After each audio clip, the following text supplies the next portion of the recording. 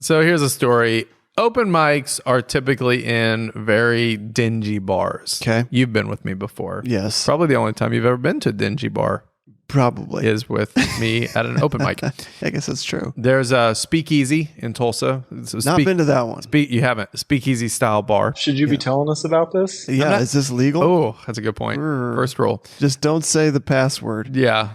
Yeah. It's nunchucks. No. Beep. Yeah, beep that out. Is it nunchucks or nunchucks?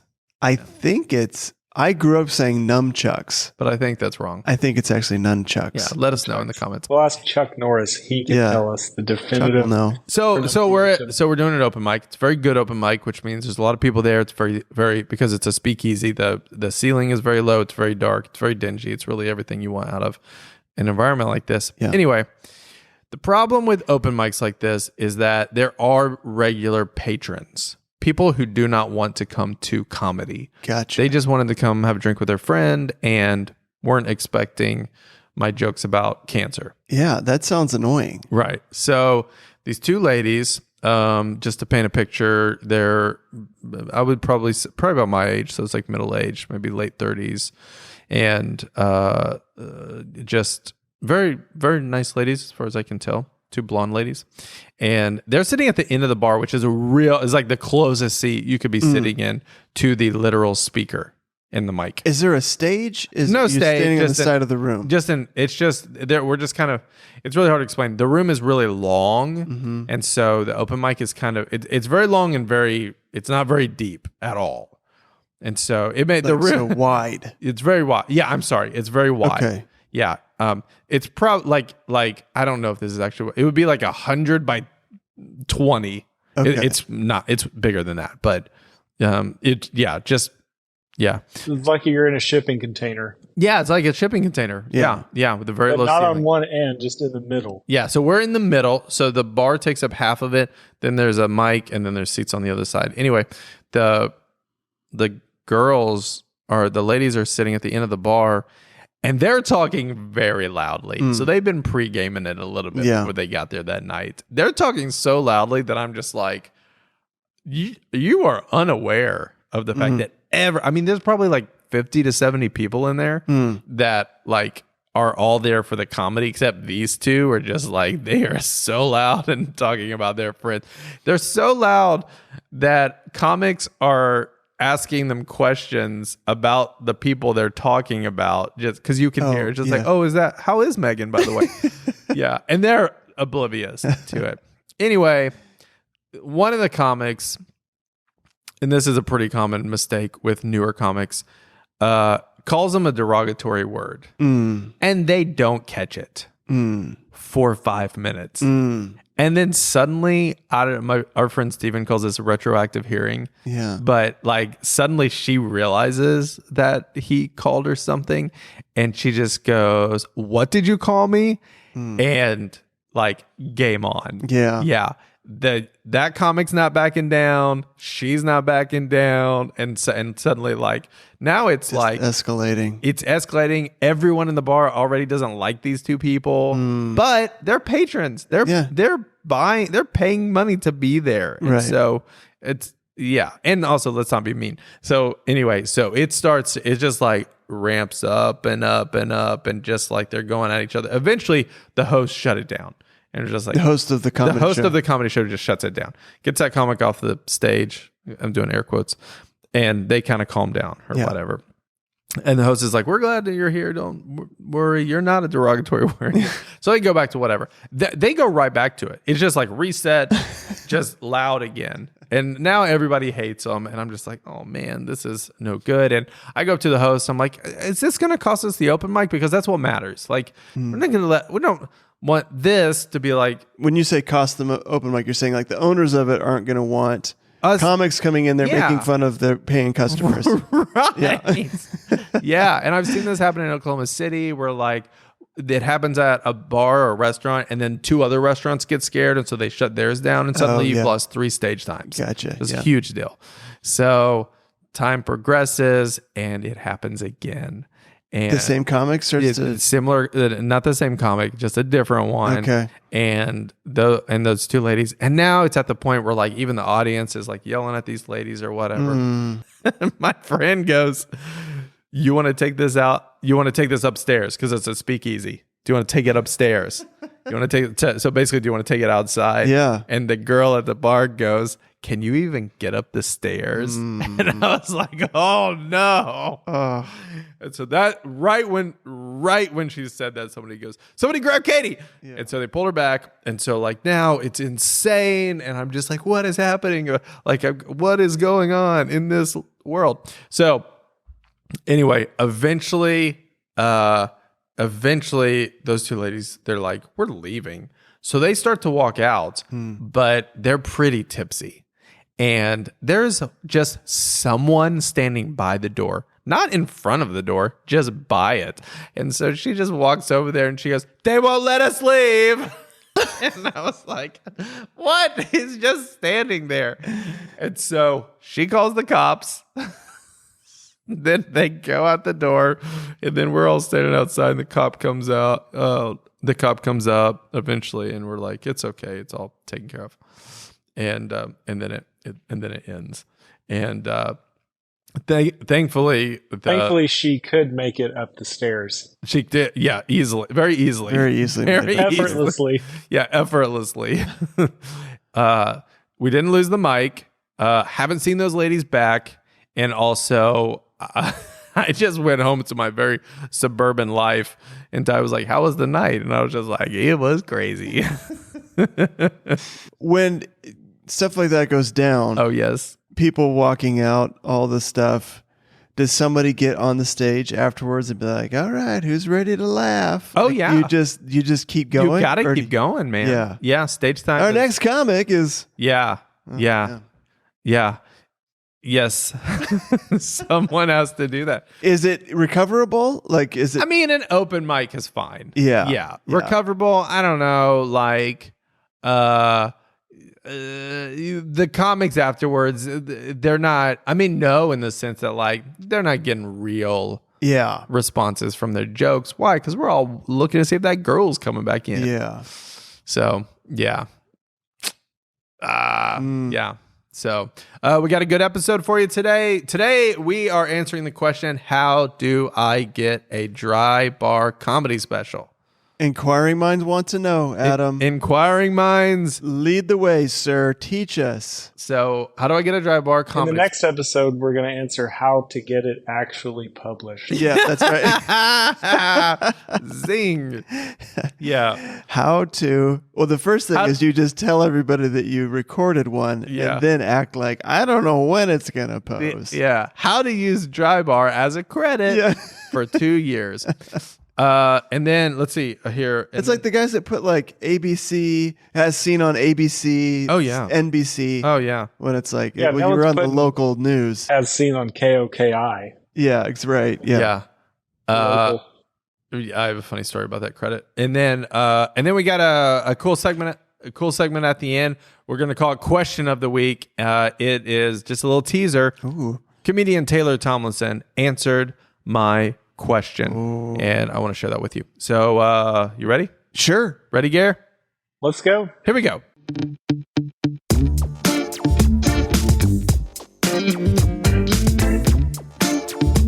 All right. So if you don't know what Dry Bar is, let us explain. Dry Bar Comedy is a clean comedy channel on YouTube, and they have an app, and they are on Peacock. Big deal. They're a big deal. Big deal. What do they got? 2 million subscribers on YouTube? Something like that. Yeah. 1 or 2 million. I don't know. But they have they produce exclusively clean comedy specials. Yeah. Yeah. They're 9 seasons in. I don't know how long they've been doing this, but they do it. They film them up in just outside of Salt Lake City, and they are originally started by the same folks who do The Chosen. Oh, did you know that? I didn't know yeah, that. I thought you did know that. The Chosen and VidAngel. Remember VidAngel? I do. Yeah. You don't have to remember it. It's happening. Yeah. Yeah. VidAngel. They basically like It's like edits movies for They edit you? movies. You're like, I want to watch Yellowstone, but I don't want there to be any nudity in it. Yeah. And so then they send you, I don't know, they send you a link or they send you the DVD or whatever. But they started Dry Bar, and it was all kind of all the same, but now it's a separate entity, and it's done really well, and it's taken off. And it is specifically really great for comedy. I mean, it's great for stand-up comedy lovers who love stand-up comedy but want to only watch clean comedy. Yeah, right. Because the rules are very strict, but also it's great if you're a comic because it's a great on-ramp to have a credit and to get a special out there that isn't an hour long or has to be on, HBO or whatever. Getting a credit is super important just to get you into other clubs and things like that. Yeah, so if you've ever been to a comedy special or a comedy show before, especially a smaller one, you will most likely hear the announcer say, "You've seen this next comic on The Tonight Show." Mm-hmm. That's a credit. Mm-hmm. So The Tonight Show, Colbert, those are obviously nice credits. A big one, of course, would be SNL, Comedy Central, HBO, like having a special there. Smaller credits would be more like Dry Bar would be credited, like he's got a Dry Bar special or he's open for Dana Carvey. Those are all credits. You're looking for... especially name recognition and when you're just, it's validity. Like you're looking for, when you become a comic, you just need validation.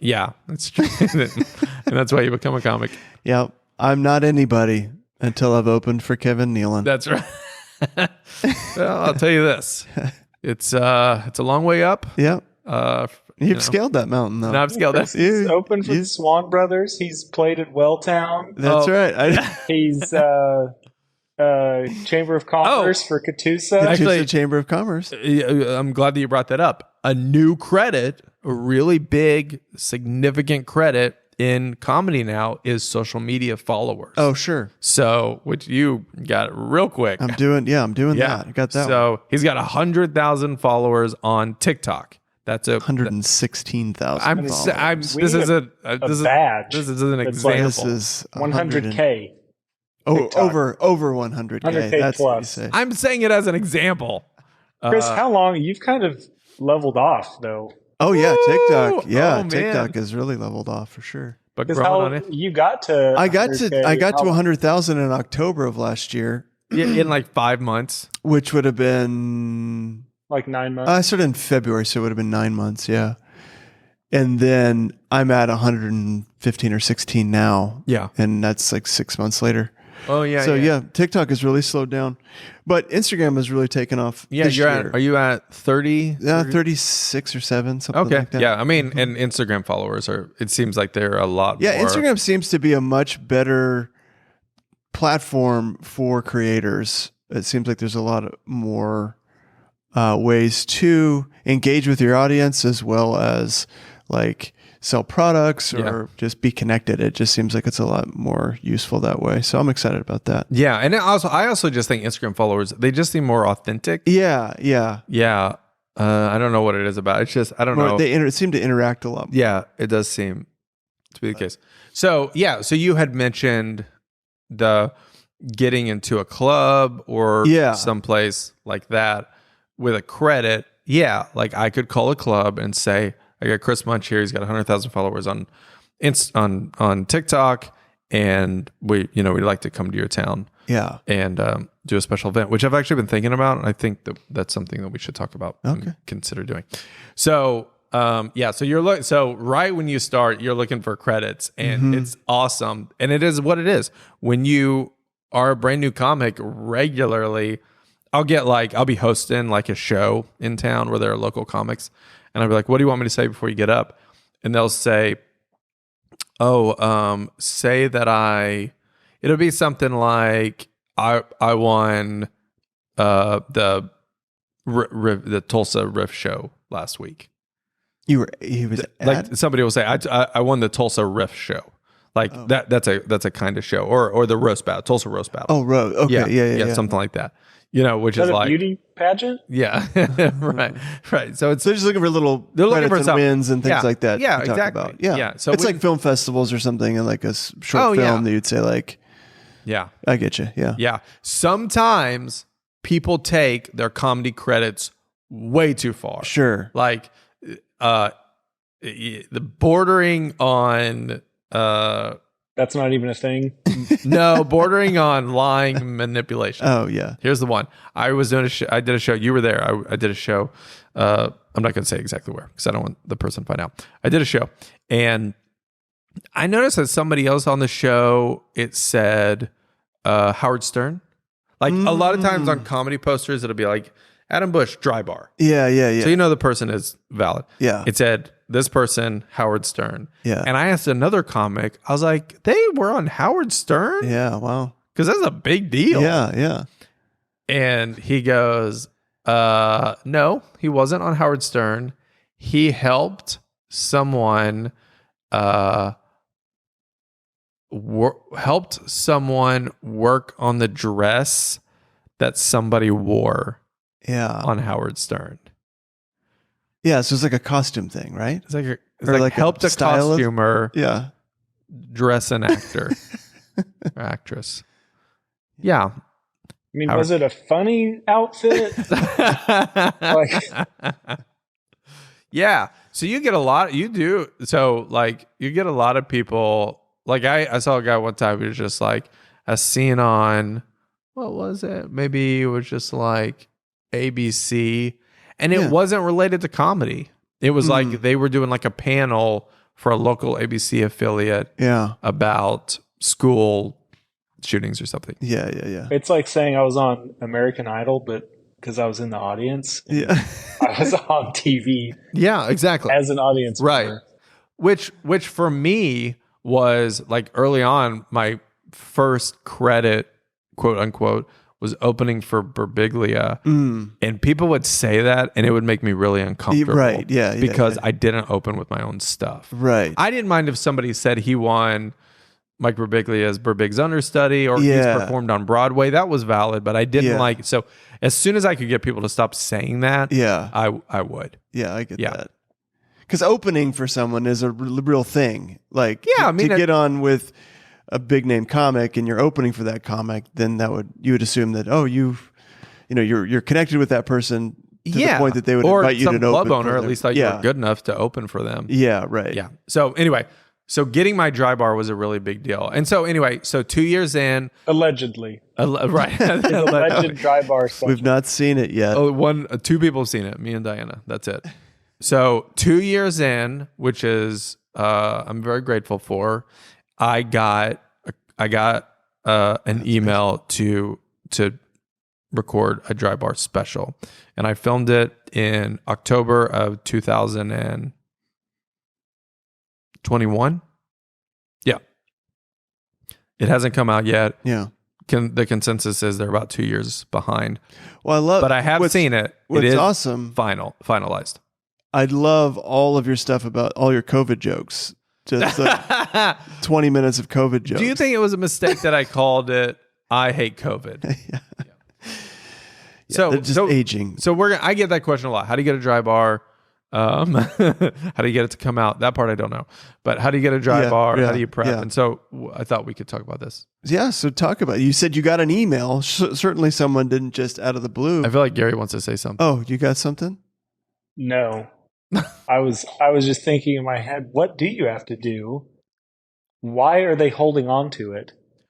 Either it's so bad. Wow. They're just like, eh. They're just, I don't know what we're going to do with this. I don't. Yeah, we'll just tell them it's not written. Where can we hide this thing? My understanding.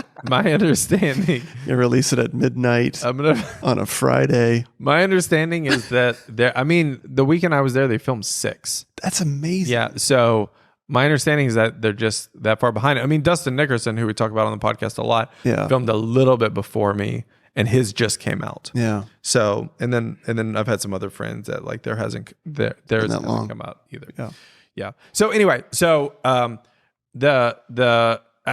kind of think that there are three steps to getting a dry bar. You've thought this through. I have thought this through because people ask me this question all the time. Gotcha. Okay. I've thought this through, and the first thing that I'll say, if you want to get a dry bar, you need to film a professional video of your set.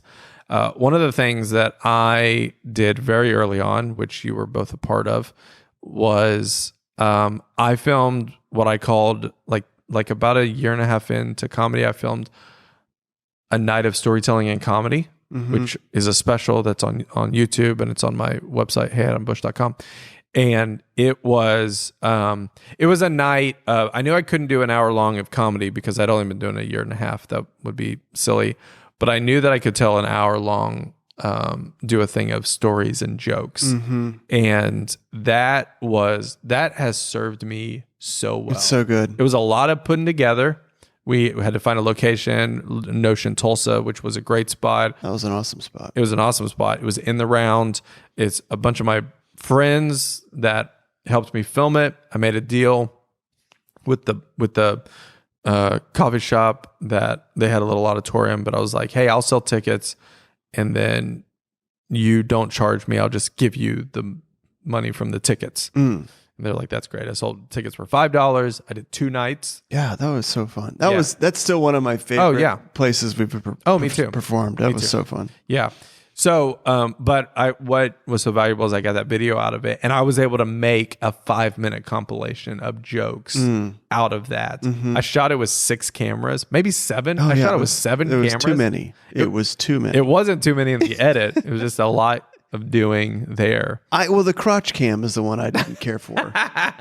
There was one. The floor camera that if you got a little too close to, you're giving people more than what they asked for. What was great is I asked my friend John Robertson, who films the majority of the stuff that I've done. He did awesome. He did do awesome. Job. I had like 3 cameras, and he was just like, oh, I've got 2. And then there was like another guy we were asking to help, and he was like, I got 2 as well. I'll just bring them. Yeah. And then I was just like, we have 7 cameras here. This is insane. So partnering with those guys, and it cost me a little bit of money. I think it maybe cost me $1,000 to film that. But oh man, has this been like, that video has been so helpful. Yeah. So first thing I did was I cut it down to 5 minutes because that's what everyone asked for. You have a 5-minute video. Yeah. A club will ask for a 5-minute video. That's how I got the thing with Kevin Nealon. I had that 5-minute video. And they wanted to be continuous, but I had 7 cameras. So I see. I was able to like edit it the way I wanted it, and it feels seamless. Interesting. Yeah. So they want 5 minutes continuous, so they can see your timing and and you're not that you're not just. And sometimes people will put multiple shows, like it bounces all over the place. And here's what I'll say, and this is true of all video. We know this because we've done video for so long. Take some time to film a good video, but get good audio, and that includes the audience. Yeah. So whatever that looks like for you, because I know like we have a background in video, and so that's not hard for us. Yeah. But for other people, for other comics, whatever that looks like for you, take a step beyond just shooting it on your phone and figure out a way. Who do you need to talk to get the audio good? And I know how to do it. And in fact, if you're a Tulsa comic and you need help, then you can just ask me on Facebook or Instagram. But like clubs are cool with like, they want to help you. So like when I go to the Looney Bin, I plug my audio recorder into their board. And I realize that I know how to do that and some people don't, but someone knows how to do that. So just ask them. And so like do like the most valuable thing I've ever done is make a good video. And it doesn't have to be an hour long. It just think it through. Where are you going to film it? Where will there be good lighting? Clubs typically have good lighting for the comics so that the audience can see them. And where and how can I get good audio? It's awesome. Yeah, that is key. Yeah, audio is huge. Yeah, I think people can forgive bad visuals, but audio is hard to get through if you can't hear very well. Yep. Yeah, and you don't want to look like you're bombing either if you're not recording the audience. I can't tell you how many videos I have where like, oh man, I remember doing really well. I cannot hear the audience. If you can't hear the audience, it just sounds like you're making jokes to no one up there, which is not a great look. Right. If you're trying to book exactly shows. Yeah. Yeah. So get a good video. Put your best set together and get a good video. So then that's number one. Number one, get a good video. Get a good video.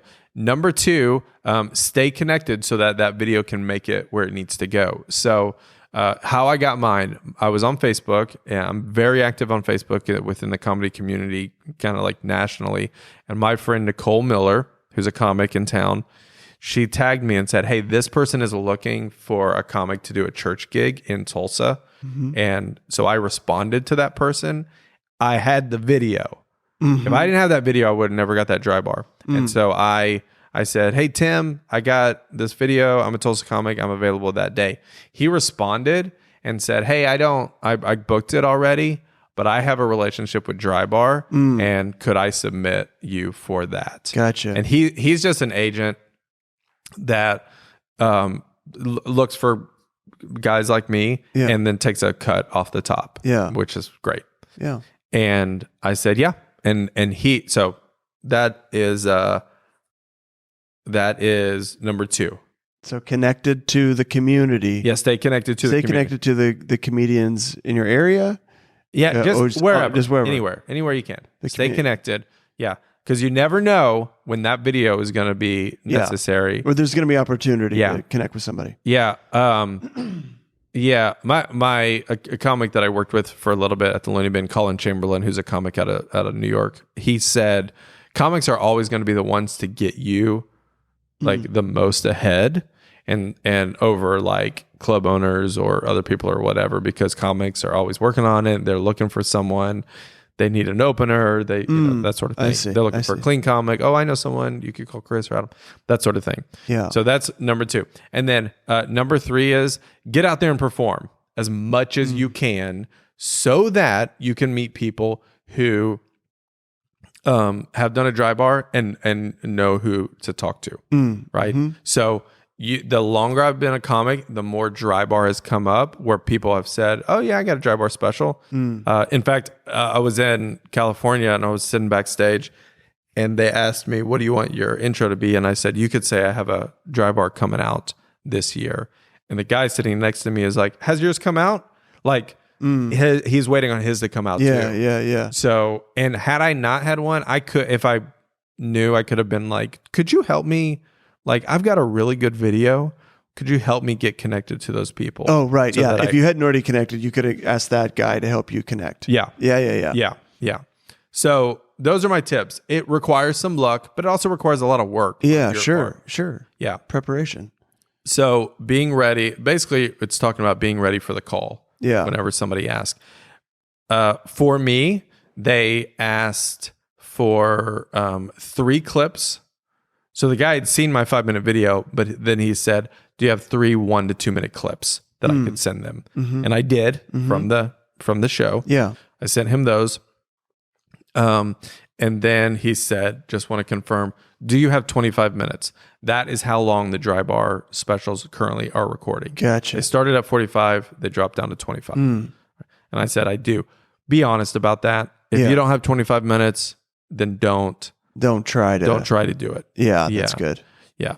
I would imagine that would be a difficult tension of just like, if you feel like you're getting this opportunity to have a dry bar special, but if you can't deliver, I mean, I feel like I wrestle with this all the time where people invite me to things. I'm like, man, I don't know if I can deliver. I don't know that I can make it a wonderful experience. Yeah. And I think there are 2 schools of thought. Yeah. One, ask your friends, do you think I have 25 minutes? If you're my friend, I'll tell you if I think you have 25 minutes. Yeah. If you don't, I asked my friend Isaac Whitty, who's been a comedian for 20 years.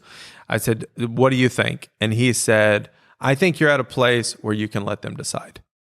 And I was like, okay. And that was really the boost I needed because I was newer, but it's not like I haven't been doing storytelling for a long time. Right. Yeah. And he meaning let them decide like whether they want to bring you in or not. Yeah, exactly. Just go ahead and apply. Yeah. Yes. Like, because that was a thought of just like, should I wait to get better before I try to book this? Yeah. And I just listened to, my friends. Yeah. And who were honest with me. Yeah. Because I don't think there's anything wrong with responding in an email. I would love to. Yeah. Let me just be honest. I don't think I'm there yet. Could I hit you back in a year? And dude, I'll tell you this. If you did that to a booker, they would be like, okay. Yeah. I think they would be. I think they'd be like, thanks for being honest. Yeah. Because how often are people not honest? Yeah. So be honest. Number 4, be honest. Yeah. Number 4, be honest. We need to wrap up this episode, but a couple things I'll just say is they pay you a flat rate. That's a good rate, and you have to take travel out of it. And I used all of my money to take Diana with me because I wanted her to be there. And it's outside Salt Lake City, and you do it twice. You film. You're one of 3. So it's at the Dry Bar Theater, which is in Provo, Utah, predominantly Mormon crowd. And so they don't even have coffee at the venue. They don't. No. Or maybe they have decaf. I think they had soda though. No, I did think they had soda. Yeah. So host comes out, warms them up, tells them how it's going to go. And then he goes off stage and he says, please welcome to the stage your first comedian, this person. And they're big. I mean, like, it's the first time I've ever got a standing ovation. Oh, wow. Standing ovation at the end, but also an applause break. And I was like, I don't know if it's that good of a joke. It's okay. So he goes off stage and you come out. The first person came out, then they go away. The host comes back out, cleanses the palate, brings out the second person. Yeah. They do 25 minutes. They go away. They take a break. And then I came out. Oh, so you're the anchor. I was the last one. Yeah. Host Headliner. before me. Headliner. And I come out and do my thing. And then they wrap it up. And then you take an hour break and you do it all again. Yeah. Second time I performed, it was like midnight. God, I was pretty tired. Yeah, I bet. Yeah. And then they will send you the rough draft. For me, they sent it like 9 months later. I gave them notes. I gave them the clearest notes I could with time code. Like at this point, cut this. And they said, that is so helpful and we'll go so much faster. Yeah, that's good. And then a couple days after Christmas, they sent me the final and said, what do you think? And I made one very small change to the credits where I added Diana's name in the writing. And I was like, it's great. It's awesome. I'm very proud of it. It's it'll come out this year, I would assume. I mean, it's April, but I'm sure it's going to come out. And now I have that credit. Yeah. And it's incredibly helpful, and I'm very thankful. And yay! Yeah, and I can say she's been on Dry Bar as well. That's right. She's got a credit too with that. I think that she wasn't even in the audience. I think she was like sitting up somewhere where she couldn't be seen. But she helped write. Oh yeah, portion. I've written for Dry Bar on Dry Bar. Yeah, easily. Yeah. And the last thing is what was I going to say about? Oh, shoot. It was something I thought comics would think is interesting. I can't remember. Anyway. Okay. And so that's it. So get a Dry Bar special coming out. And it's awesome. And proud of you, buddy. Yeah. And if you have more questions about it, thank you, my friend. If you have more questions about it, then email us at riskitpod@gmail.com and I'll answer your questions. After you did Dry Bar, did you feel different in any way? I felt like I worked really hard. I was very proud of myself. Yeah. Yeah. It is very easy for me to start a project and then just kind of finish it. Yeah. And it was such a big deal to me, and Diana helped me so much. You and I did a bunch of shows together in prep. Remember, we did like the weekend before we did 3 shows. Oh yeah. That were like 40 people. Yeah, that's right. Yeah. I just honed. I was just like, I can't, this is out of they own that thing. Yeah. They don't own the jokes, but they own the special. Yeah. So, yeah. That's awesome. Yep. All right. It's time for the question of the week. Oh my goodness. All right. Let's wrap it up with question of the week. Here we go. Drum roll, please. So this is a question Adam actually asked to another comic on another podcast. That is exactly. Yeah. Yeah. Question of the week. Did they tell you they were answering this, or did you just have to listen and go, oh, hey. I mean, they asked for the question, so I hope that they would. I mean, but yeah, I had to. I didn't. I didn't know exactly. I assumed. So So they just did a blanket request for questions. Yes. Okay. Yep, And you kinda. sent in a question. So this is Don't Make Me Come Back There is a podcast that I listen to with comedian Dustin Nickerson and his wife, Melissa.